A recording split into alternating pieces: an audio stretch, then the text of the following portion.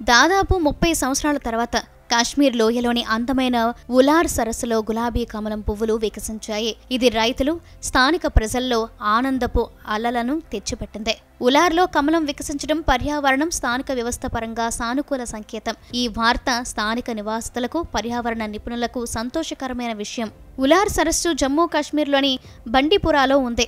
సహజ సౌందర్యం, జీవన వైవిధ్యానికి ప్రసిద్ధి చెందింది. ఉలార్ ఆసియాలో అతిపెద్ద మంచినీటి సరస్సు. శ్రీనగర్ నుండి 67 కిలోమీటర్ల దూరంలో పొగమంచుతో కూడిన హర్ముఖ్ పర్వతాలతో చుట్టుముట్టిన ఈ సుందరమైన సరస్సులో వినాశకరమైన వరద తర్వాత ఏ పువ్వులు వికసించలేదు. 1992 సెప్టెంబర్లో కాశ్మీర్లో వినాశకరమైన వరద సంభవించింది.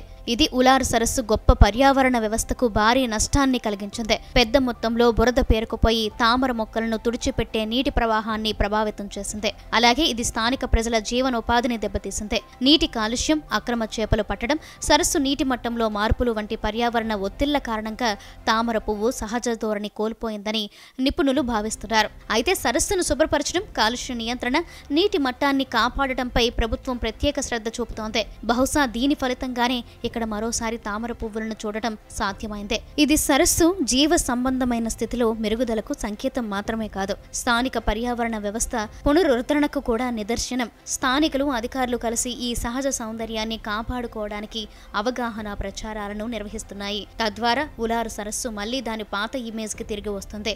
ఇది పర్యావరణ ప్రేమికులకు శుభవార్త, భవిష్యత్తు కోసం ఆశను కలిగిస్తోంది.